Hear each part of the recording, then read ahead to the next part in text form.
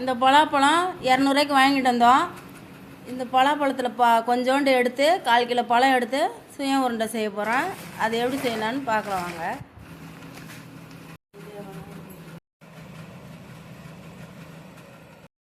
Hi friends, இந்த வீடியோவில் என்ன பார்க்க போகிறோன்னா பலாப்பழம் சுழியம் செய்ய போகிறோம். அது செய்கிறத உங்களுக்கு காமிக்கிறேன் வாங்க.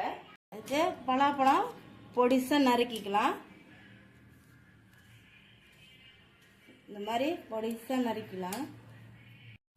செய்கிறதுக்கு பலாப்பழம் ஒரு 10-15 பலாப்பழம் கட் பண்ணி இந்த மாதிரி பொடிசாக கட் பண்ணி வச்சுருக்கேன். வெல்லம் ஒரு 1/4 கிலோ எடுத்திருக்கேன்.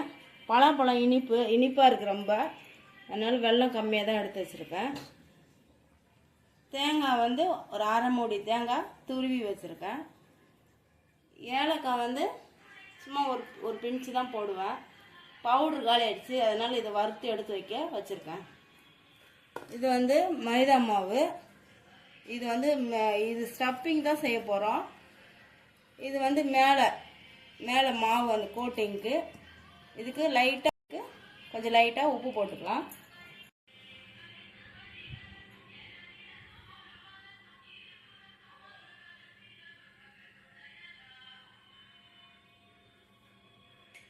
போட்டிருக்கேன் உப்பு. இந்த மாவு இட்லி மாவு பதத்துக்கு கரைச்சிக்கலாம். இது மைதா மாவை கையை விட்டு கரைச்சா தான் அந்த கட்டி இல்லாமல் வரும், அதனால கையை தான் விட்டு கரைக்கிறேன்.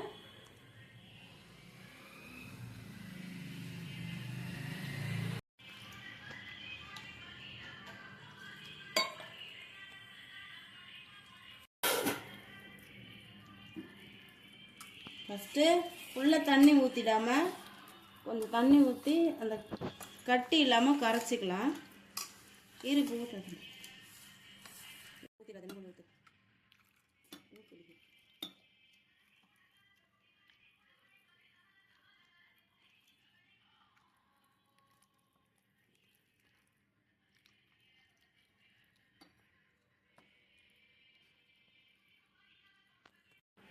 அதுக்கு கொஞ்சம் பாருங்க, இவ்வளோதான் சோடா மாவு கொஞ்சம் போட்டுக்கலாம். அதில்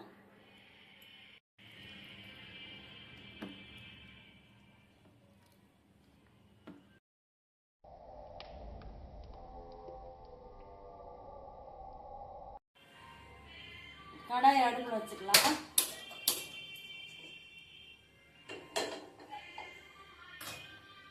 அந்த சுழியத்துக்கு ஏலக்காய் பவுடர் போடணும்.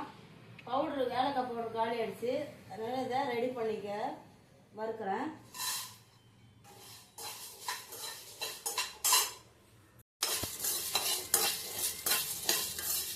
நல்லா வறுக்கணும். தீயக்கூடாது, நிறமும் மாறக்கூடாது. நிறம் கரண்டியில் கலரி விட்டுக்கிட்டே இருக்கணும், நிறம் மாறக்கூடாது. இப்போ நல்லா வறுப்பட்டுச்சுன்னா அப்படியே பலூன் மாதிரி ஊதிக்கிட்டு வரும்.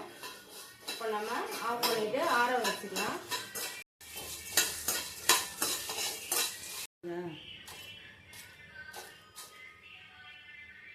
அதுவே அசையுது. இப்போ ஃபஸ்ட்டு போட்டுக்கலாம் கடாயில்.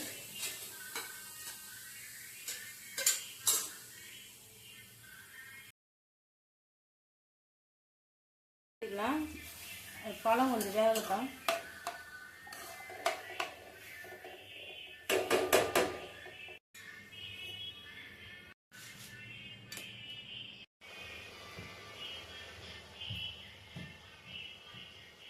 பவுடர் பண்ண அது கூட ஏலக்காய் போட்டு,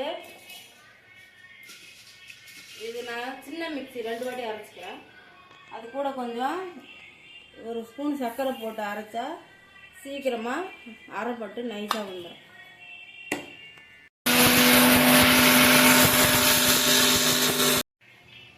பாருங்க எவ்வளோ பவுட்ரு போல வந்துருக்கு பாருங்க. இந்த மாதிரி பவுடராக வரும். ஏன் தட்டில் கொட்டி வச்சுருக்கேன்னா சூடாக இருக்கும், மிக்சியில் கூட அரைச்சி சூடாக இருக்கும். கொஞ்சம் நேரம் ஆற விட்டு டப்பாவில் கொட்டிக்கலாம்.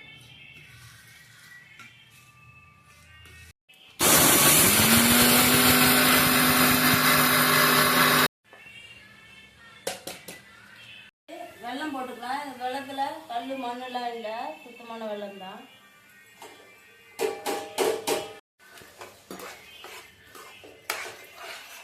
வெள்ளம் கரையணும், அந்த கட்டி கட்டியாக இருக்கிற வெள்ளம்லாம் கரையணும்.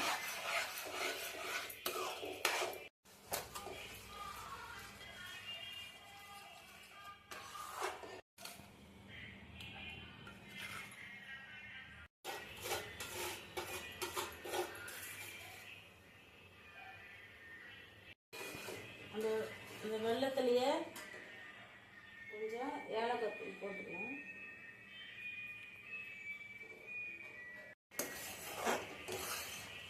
இன்னும் கொஞ்சம் திக்காக ஆகணும், தண்ணியாக இருக்க இன்னும் கொஞ்சம் திக்காகும்.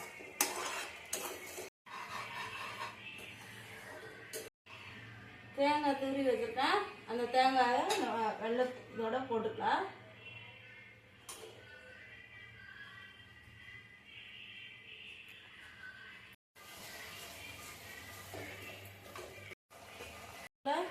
அந்த பக்கம் அடுப்பில் எண்ணெய் ஊற்றி வச்சுக்கலாம்.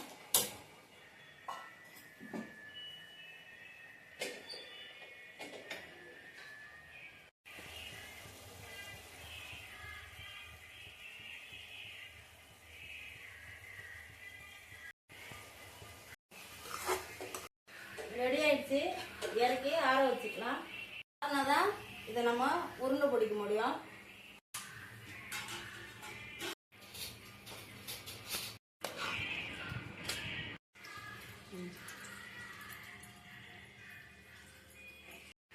பாருங்க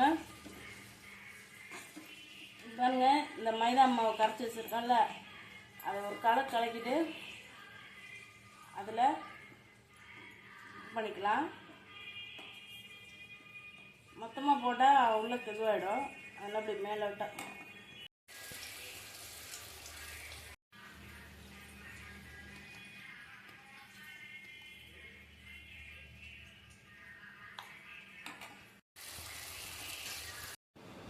எப்பயும் கடலைப்பருப்பில் தான் சுயம் செய்வேன். இந்த வாட்டி புதுசாக ட்ரை பண்ணலான்னு பலாப்பழம் நிறைய இருந்துச்சு, வாங்கிட்டு வந்தது. அதில் சரி ட்ரை பண்ணி பார்க்கலான்ட்டு பலாப்பழத்தில் செஞ்சேன். அது நல்லா வந்திருக்கு. புதுசாக இப்போ தான் ட்ரை பண்ணேன். இந்த வீடியோ உங்களுக்கு பிடிச்சிருந்துச்சுன்னா லைக் பண்ணுங்கள், ஷேர் பண்ணுங்கள், கமெண்ட் பண்ணுங்கள், மறக்காமல் சப்ஸ்கிரைப் பண்ணிக்கோங்க. தொடர்ந்து உங்கள் ஆதரவை எங்களுக்கு கொடுங்க. இப்போ தான் நான் புதுசாக சேனல் ஓப்பன் பண்ணியிருக்கேன். உங்கள் ஆதரவை எங்களுக்கு தொடர்ந்து கொடுங்க.